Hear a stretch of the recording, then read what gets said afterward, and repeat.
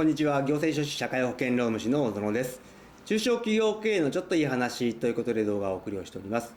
今回は基本の基として不利休、振り替え休日と代休の違いについて解説をしていきたいと思います。この不利休と代休の違い、昔からよく問い合わせがある内容ではあります。特に最近においては人手不足ということで、お休みの日に働いて代わりに休むというケースが増えてきたので、一層問い合わせが増えてきているところではあります。どちらもですね、お休みの日に働いて別の日に休むというところで共通してはいるんですけれど、大きな違いがあります。この違いを知らないと賃金計算を間違ってしまう、ひいては未払い賃金が発生をしてしまうという可能性がありますので、この不利休と代休についてよく理解をしてほしいと思います。今回の概要ですけれど、似て非なる不利休と代休ということで3つの違いについて見ていきたいと思います。まずは定義が違う、タイミングが違う、給与の計算の仕方が違うということで、この不利休と代休は3つ違いが大きく挙げられます。そして不利休の制度ですね、振り替え休日制度を正しく運用するためのポイントについて解説をして、最後に注意点とまとめという形になります。まずはですね、似て非なる振り替え休日と代休ということで、振り替え休日、略して不利休という言い方をしますが、どちらも休みの日に働く、そして代わりに休むといった共通点があります。しかし法的な取り扱いは異なってきます。この不利休と代休に関してよくある問い合わせが、休みの日に働いたんだけどその代わりのお休み、不利休だったり代休が取れないんですけど、いつまでに取ったらいいですか、溜まっているんですけどといった問い合わせが結構多い。またお休みの日に働きますので、その働いた時の賃金計算ですね、割増が発生するのかしないのかといったところ、この問い合わせも非常に多いと。多くの会社ではですね、この代休なんかを設けていて、この代休溜まっているという会社も結構多いのではないでしょうか。この不利休と代休似ているんですけど違うところ、細かく解説をしていきたいと思います。まず1つ目としては定義が異なりますということで、不利休とはあらかじめ休日と定められていた日を労働日とする、そしてその代わりに他の労働日を休日にするということで、休日と勤務日、労働日を入れ替えるのが不利休という形になります。したがって出勤をした分の休みを取ることが義務付けられております。なので、お休み取れなかった場合は法律違反という形で、なってしまうというところに注意が必要。これに対して代休ですけれど、不利休と同じようにお休みの日、休日に労働をしているんですけれど、休日労働が行われた後にその代償としてそれ以降の特定の労働日を休みとするものという形になっております。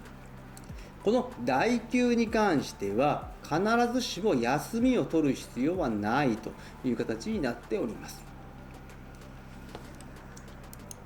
そして2つ目ですけれど、タイミングが異なるということで、振り替え休日、不利休というのはあらかじめ休みとする日を決定をしてから行われることになります。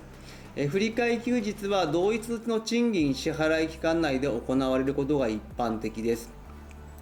ただしですね、法定労働時間1週間40時間というのがありますけれど、こちらオーバーしてしまう懸念もありますので、できればですね、同一週内での振り替えというのをお勧めをしています。一方代休ですけれど、こちらはすでに休日出勤をしてしまった場合ですね、この場合後から振り替え休日でいいですかといった取り扱いは不可ですね。したがって、後から、振り替え休日として取り扱うことはできない。これが代休になってきます。そして代休は後から申請をするために、その繰り越している休日というのは累積しやすい傾向がありますので、この代休に関しては取得の期限等を設けるなどのルール作りというのを推奨しております。そして3つ目、給与計算が異なるということで、振り替え休日、振り休に関しては、もちろんですね、労働日と休日を入れ替えているわけなので、休日手当は不要という形になりますが、ただ、1週間40時間という法定労働時間の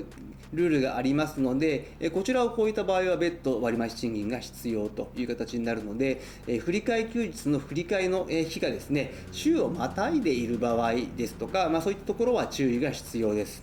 また、場合によっては賃金の締め、勤怠の締めをまたぐ場合も出てくるかと思います。その場合はですね、賃金全額払いの原則違反になってしまう可能性がありますので、一旦は休日出勤に対する給与としての支払いを行っていただいて、休みを取得した場合はその分の控除を後から行うという方法をお勧めをしております。したがって、締めまたぎの場合はですね、非常に手続きが複雑になりますので、できれば、翌週、一番いいのはその週内での振り替えというのが一番というふうに思っております。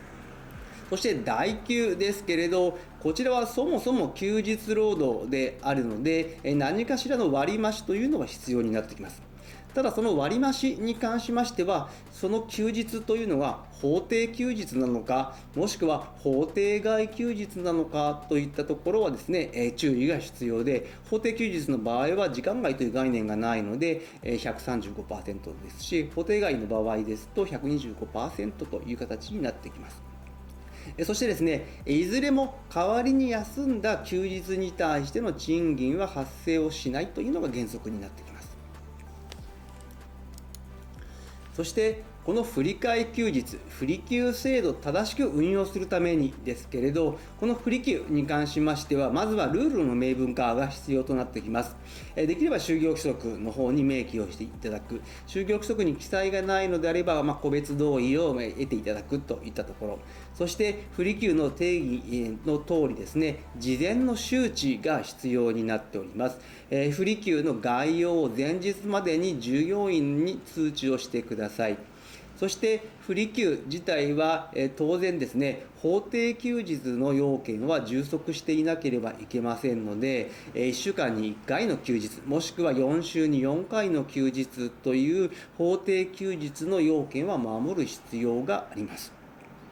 そしてこの振り替え休日、振り休ですけれど、時効ですけれど、明文の規定はないので、他の条文で賃金その他の請求権の時効という2年の時効をですね、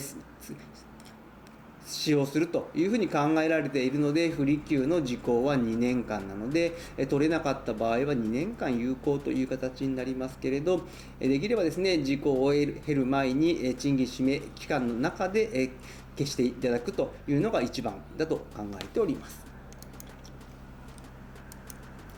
そして最後に注意点とまとめですけれど、この不利休、代休ですけれど、まずは自社の中でどれぐらい発生をしているのか、発生をしていないのかですね、そして溜まっているのであれば累積の状況などですね、そちらの発生状況、そして就業規則への記載の内容についてまずは確認をしてほしいと思います。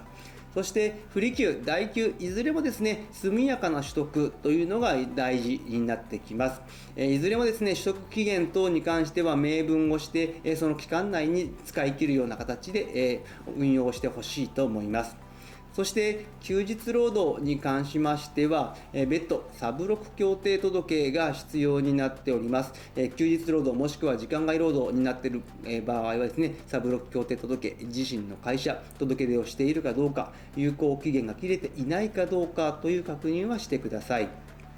この不利給と代給ですけれど、運用の方法を間違えてしまって否認になってしまうケース、そして違法となるケースがあります。その結果、未払い賃金が発生してしまうというケースもありますので、運用にはですね、きちんとルールを明文化をして行ってほしいと思います。